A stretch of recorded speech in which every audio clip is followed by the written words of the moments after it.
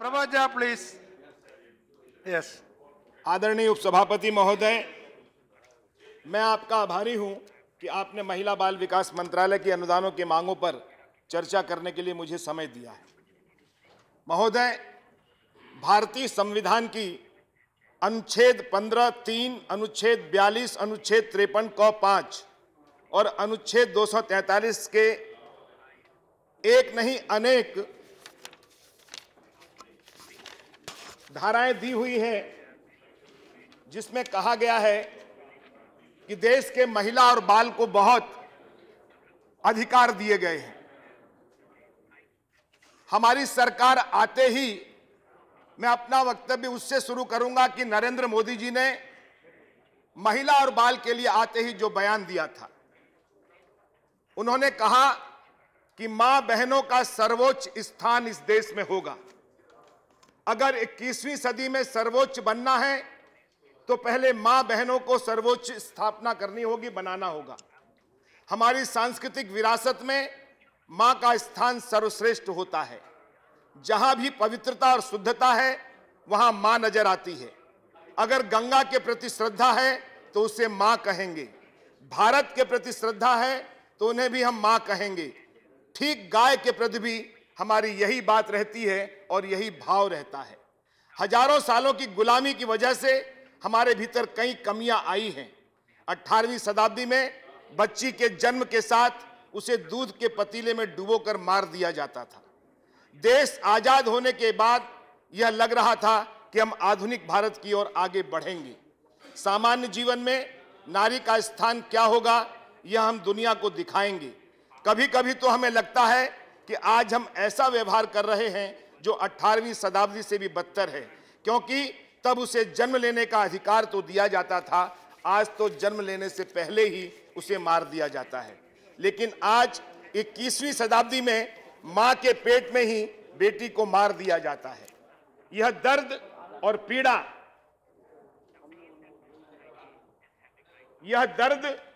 पीड़ा, क्या 21वीं सदी में हमें सर उठाने की ताकत देती है? हमें आधुनिक स्थान बनाना है तो उसकी पहली शर्त है मां और बहनों को सर्वोच्च स्थान। यह बात इस देश के नवनिर्वाचित प्रधानमंत्री ने कही है और इस सरकार की पहली प्राथमिकता आपको इनके इस वक्तव्य से लग गया होगा कि इस देश के प्रधानमंत्री मां और बेटे उसको किस स्थान पर रखते हैं। इसमें कोई दो मत नहीं कि अगर इस देश के किसी प्लेटफॉर्म पर आप जाएंगे, अगर वो स्टेशन हो, फुटपाथ हो, इर्द गिर्द कहीं बड़े मार्केट के आसपास जाएं आप, तो आपको भारत की माता और बहनों की स्थिति और बच्चों की स्थिति अपने आप देखने को मिल जाएगी। क्या ये हालात हुए? क्यों ऐसे हालात हुए? क्यों बदलाव नहीं आया? मैं ये मानता हूं कि यह सिर्फ मंत्रालय नहीं है। 125 करोड़ की आबादी वाले देश में एक एक व्यक्ति की जिम्मेदारी है। महिला बाल विकास मंत्रालय ही इस देश को सुधार नहीं सकता जिसकी आबादी 70% है।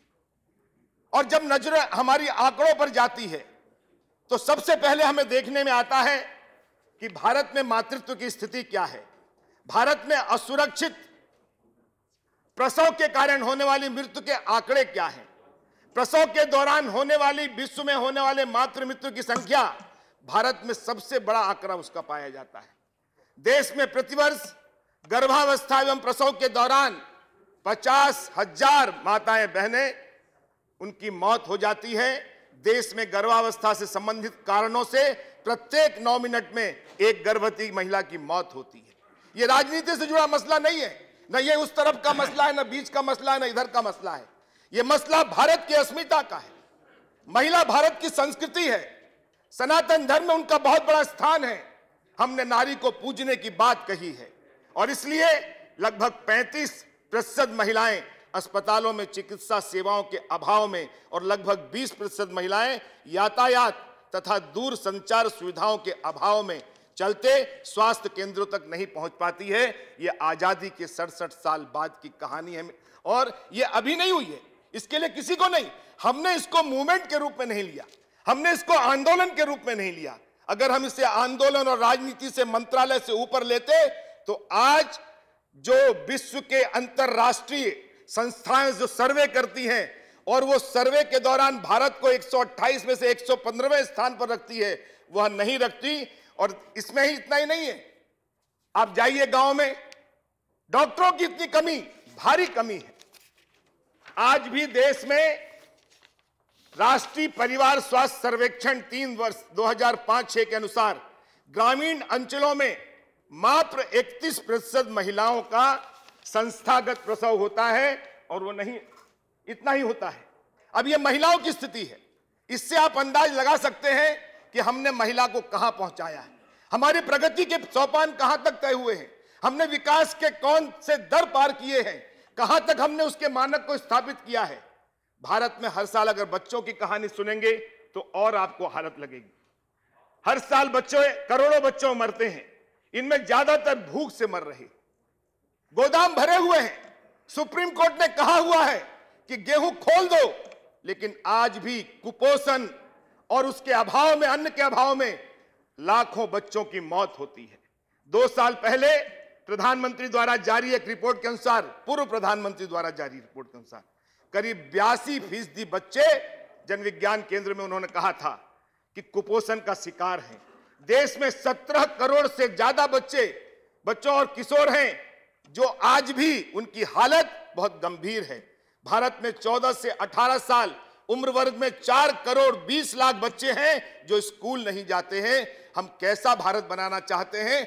कैसे बनेगा 21वीं सदी का भारत जब भारत का भविष्य किसी स्कूल के द्वार पर नहीं जाता तो कैसे पढ़ पाएगा? यह उत्पीड़न है, यह पीड़ा है देश की, यह भारत की पीड़ा है, यह किसी पार्टी की, किसी सरकार की पीड़ा नहीं है। इसको हमको समझना होगा। ये अंधेरे के रास्ते हैं जो उजाले की तलाश मांग रहे हैं। मैं एक और बात कहना चाहता हूं, पिछली सरकारों ने भी बहुत बजट दिए, खूब पैसा दिया है, लेकिन आकलन कभी नहीं होता है। गांव के पंचायत में क्या हो रहा है, यह सचिवालय को और देश के संसद को पता होना चाहिए, सरकार को पता होना चाहिए। मैं आरोप नहीं लगाना चाहता, लेकिन कैग ने यूपीए सरकार के अनेक उस पर उंगलियां उठाई है, अनेक राज्य सरकारों पर, जहां पर बीजेपी की सरकार भी होगी वहां पर भी उंगलियां उठाई है। और यूपीए सरकार को कैग की एक नहीं अनेक फटकार पड़ी है कि आप ये राशि क्यों नहीं खर्च कर रहे। आगे चलेंगे तो एक एक का आंकड़ा मैं आपको देना चाहता हूं। महिलाओं के लिए प्रशिक्षण और रोजगार कार्यक्रम सहायता योजना है। 2007 से लेकर 2012-13 के आंकड़े देखेंगे आप, आधे पैसे भी खर्च नहीं किए गए। जो केंद्र सरकार ने दिए हैं वो पैसे इस योजना के तहत खर्च नहीं किए गए।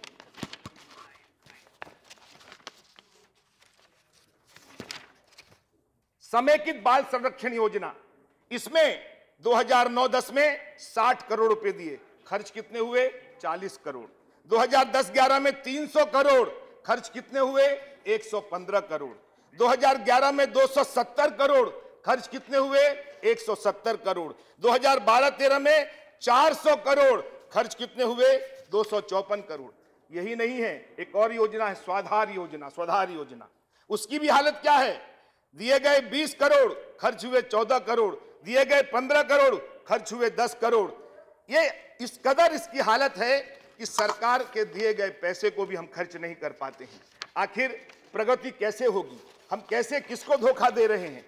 इन सब चीजों पर अगर मॉनिटरिंग होती, आकलन होता, तो निश्चित तौर पर हमारी बातें होती। केंद्रीय दत्तक ग्रहण संशोधन प्राधिकरण है, इसको भी पैसे दिए गए लगातार, लेकिन जितने पैसे दिए गए वो खर्च नहीं हुए। अब ये कौन करेगा? इसको देखरेख कौन करता है? इतना ही नहीं है मित्रों, मैं एक आपको गांव की छोटी कहानी सुनाता हूं। मैं गांव का रहने वाला हूं। मेरे बाबा थे, मेरे घर में ग्राम सेवक हुआ करते थे। मेरे घर का एक सेवक हुआ करता था, उसका नाम था सोनमा। उसकी बेटी जवान हुई तो मेरे बाबा के सिर पर सिलवटें पड़ी। वो चिंतित हुए। उन्होंने एक दिन सोनमा को बुलाया और कहा कि सोनमा, तुम्हारी बेटी बड़ी हो रही, इसके लिए लड़का ढूंढो। बहुत पढ़े लिखे नहीं थे मेरे बाबा, लेकिन भारतीय संस्कृति और परंपरा में वो सेवक के प्रति अपनी जिम्मेदारी जानते थे। मैंने सोचा, मैं बहुत छोटा था, कि बाबा वो तो दूसरे जाति का है, बाबा कैसे चिंता कर रहे हैं, क्यों कर रहे हैं। मेरे पिताजी जब मुंबई से आए तो उनने कहा कि देखो भाई, सुनमा की बेटी बड़ी हो गई है, उसकी शादी करनी। आज कितना परिवर्तन हो गया है, सदन भी मुझे स्वीकार करेगा। आज मालिक के घर में नौकर की बेटी जवान होती है, मालिक की नीयत बदल जाती है, उसकी ये चिंता नहीं होती कि उसकी शादी होगी क्या होगी। ये परिवर्तन कैसा आया है, ये कैसा भौतिकवादी युग आया है, और इससे परिवर्तन से हमें टक्कर लेना होगा, और ये टक्कर लिया जाएगा नैतिक बल के आधार पर, मॉरल अथॉरिटीज खड़ी करनी पड़ेगी। और जब तक ये दीवारें खड़ी नहीं होंगी, जब तक ये लोग हम आएंगे नहीं आगे, तब तक कुछ भी नहीं होगा, चाहे मंत्रालय जितना पैसा खर्च कर ले। चौपालें आपको आवाज लगा रही है, गांव की पंचायतें आपको बुला रही है। वर्षों हो जाते हैं जिस गांव ने हमें पैदा किया, उस गांव में हम जाते नहीं है देखने। हां, भाषण में गांव का दुख जरूर प्रकट करते हैं, हमें गांव की चिंता भाषण में जरूर होती है। हाल ही में एक प्रतिष्ठित अंतरराष्ट्रीय परामर्श और प्रबंधन संस्थान ने अपने सर्वेक्षण में कहा है, 128 देशों में महिलाओं की आर्थिक सशक्तिकरण को लेकर किए गए सर्वेक्षण में भारत को 115वां स्थान 67 साल की आजादी के बाद मिला है। किसको दोष दें, किससे कहें, किससे गिला, किससे शिकायत करें, लूट ली दुल्हन डोली के ही कहारों ने, किससे बात कहा जाए। सर्वेक्षण में कहा गया, बौद्धिक क्षमता के मामले में भारत के विश्व में 14% हिस्सेदारी है, जिसमें हर साल 55 लाख महिलाएं कार्य क्षेत्र में जुड़ रही हैं। भले ही भारतीय महिलाएं विभिन्न क्षेत्रों में सफल हों, लेकिन आर्थिक सशक्तिकरण और पेशेवर की सफलता में वो मात खाती है। अब महिला विकास के अपराध की एक निर्भया कांड हुआ, पूरा भारत हिल गया, फुट्टे मोमबत्तियां जलने लगी थी। इतनी निर्भया कांड होती है हर गांव में। आप चलिए झाबुआ, आप चलिए राजस्थान, आप चलिए कर्नाटक, आप चलिए तमिलनाडु, उन गांवों में होने वाली त्रासदी को कौन लिखता है, कौन सा अखबार लिखता है, कौन सा चैनल दिखाता है। उस चैनल की किरणें वहां तक नहीं जाती हैं। रोज बेमौत मरा करते हैं ये लोग, लेकिन उस सच्चाई को समझने की कोशिश करनी होगी।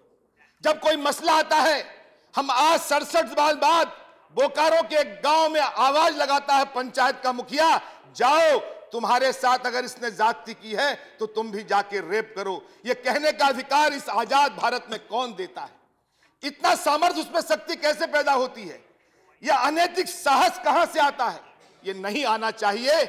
इसकी निगरानी करने का यहां बैठे एक एक लोगों की जिम्मेदारी है। महिलाओं के प्रति आंकड़ों के अगर देखेंगे तो वो अपने को खुद को लगता है ये भारत के आंकड़े हो सकते हैं। 211 में भारतीय दंड संहिता के तहत 2,19,142 केसेस महिला अपराध से संबंधित हैं, जिनमें से शर्मनाक बात यह है मित्रों, बलात्कार के 24,205 लज्जाजनक घटनाएं हुई हैं इस देश में। हम और आप तो अखबारों की सुर्खियों में जो पढ़ लेते हैं उसी को घटना मानते हैं, लेकिन गांव में होने वाली घटना को, दूर दराज अंचलों में होने वाली घटनाओं को कौन देखेगा इसको? और इसलिए ये तो खाली बलात्कार के आंकड़े थे। लज्जाजलन सील भंग करने के 42,967 घटनाएं, यौन उत्पीड़न के 85,000 से अधिक घटनाएं। इतना ही नहीं, विधायिका द्वारा बनाए गए अनेक कानूनों को धत्ता बताते हुए लोग धृष्टता से इस काम को करते हैं। और इसलिए मां, महिलाएं घर, स्कूल, कॉलेज, सार्वजनिक स्थान और यहां तक कि अपने कार्य करने के स्थान पर भी आज महिलाएं सुरक्षित नहीं है। हम क्या कर रहे हैं शहरों में? क्या हो रहा है शहरों के दफ्तरों में? क्या हो रहा है ऑफिसों में? कितनी महिलाएं शिकायत करती हैं? क्या हम इससे वाकिफ नहीं हैं? लेकिन यह कानून से ठीक नहीं होने वाला है। यह ठीक होगा हम सबकी जिम्मेदारी से, और इसके लिए एक जन जागरण अभियान चलाना पड़ेगा। भारतीय संविधान के अनुच्छेद 21 में प्राण और दैहिक स्वतंत्रता का संरक्षण का अधिकार के तहत महिलाओं को अपनी वृत्ति और आजीविका का गरिमा में प्राप्त करने का अधिकार प्राप्त है। लेकिन क्या इस अधिकार के लिए कुछ हो रहा है? नहीं हो रहा। अब ये तो मैंने माता बहनों की कहानी सुनाई आपको, और ये आंकड़े वे हैं जो पुलिस में दर्ज होते हैं। वे अनकही कहानियां, वे छुपी कहानियां जो थानों तक नहीं पहुंच पाती है, जिनकी सिसकियां, वो अगर आंकड़े आ जाए तो हमें शर्म से डूब मरना पड़ेगा। हम उन आंकड़ों का बयान नहीं कर सकते। बाल अधिकारों की रक्षा के लिए क्या होता है देश में, एक बड़ी चुनौती बन गई। आप जाइए स्टेशनों पर, स्मैक पीते हुए, चिलम पीते हुए, भांग पीते हुए, नशे में धुत 14-14 साल के, 10-10 साल के बच्चे क्या करते? रेल की पटरियों के बीच में अपनी जिंदगी को दांव पर लगाकर इस भूखे पेट के लिए वो क्या बीनते हैं? प्लास्टिक, कागज, टुकड़े, माचिस के डिब्बे, आपके फेंके हुए भोजन, और उसको खाने की कोशिश करते हैं। हमें क्या लगता है हम किस भारत में जीते हैं? हम देखकर ऊह कर लेते हैं। उस समय हमें सिसकियां होती हैं कि मैं इस भारत का नागरिक हूं, लेकिन हम उसके लिए कोई कारगर उपाय 67 साल बाद भी नहीं कर पाए हैं। आज महिला माल मंत्रालय को ही नहीं, इस देश की संसद को, इस देश के एक एक जिम्मेदारी को, जो भारतीय संविधान में अपनी आस्था रखता है, जो भारतीय संविधान में कहता है कि हां मुझे गर्व है भारत के नागरिक होने पर, उन्हें एक एक को चिंता करनी पड़ेगी।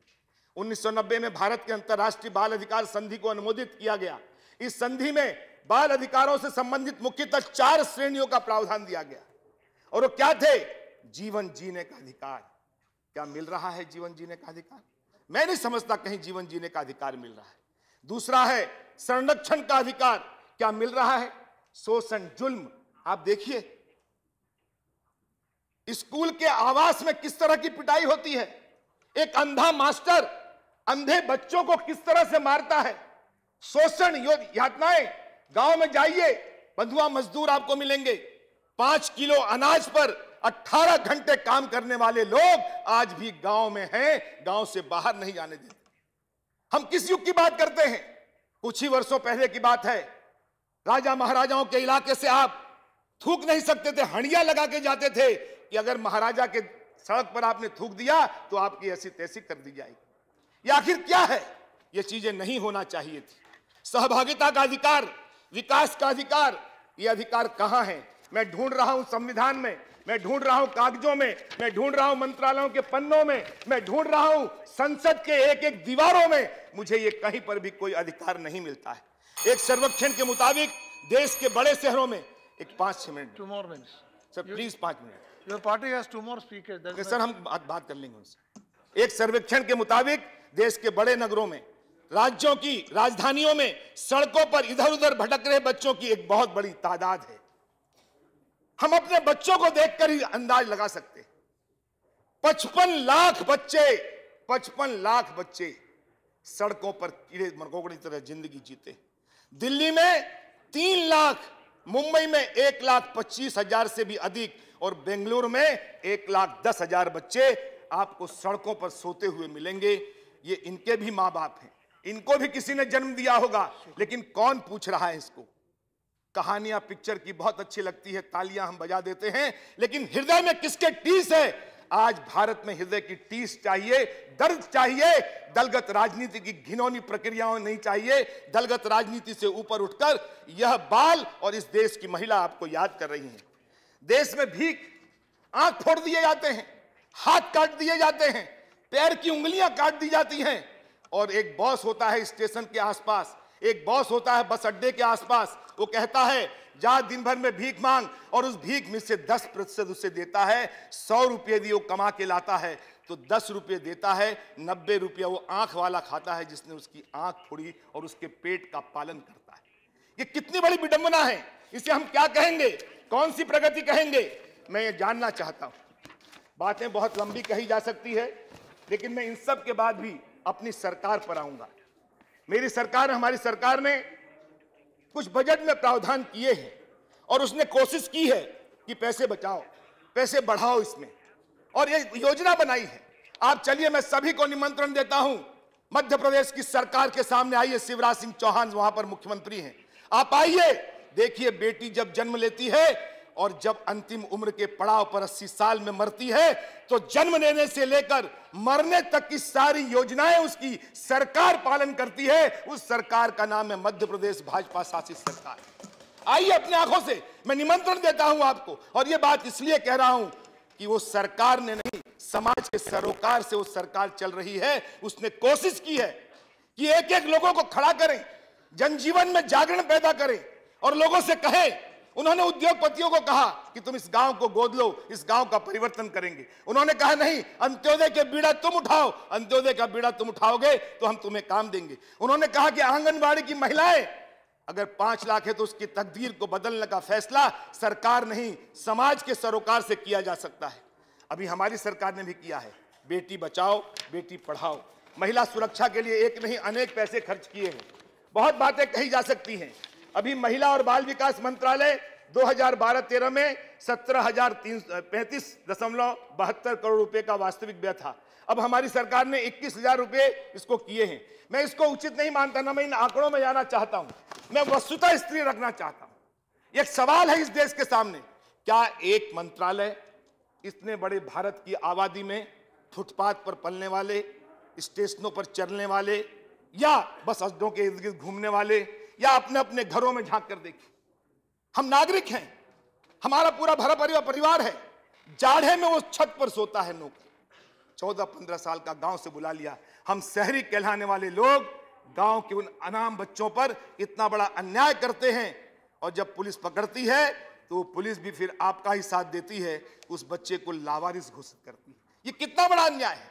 इसलिए मुझे लगता है महिला बाल विकास मंत्रालय के इस कार्य पर जो हम चर्चा कर रहे हैं, चर्चा तब सार्थक होगी, मैं भी 20-25 मिनट बोल लूंगा, आधा घंटा बोल लूंगा, लेकिन इन चर्चाओं से देश की महिला और बाल का कोई विकास नहीं होना है। अगर होना है तो सच में आपके मन में अगर एक टीस पैदा हो गई कि नहीं, मैं अपने इर्द गिर्द होने वाले इन बच्चों को, इन महिलाओं को ठीक करूंगा, उनको मैं ठीक करके कोशिश करूंगा, शायद आपके सार्वजनिक जीवन की सफलता होगी। जय हिंद, जय Bharat. Thank you, Prafat Jha ji. Thank you very much.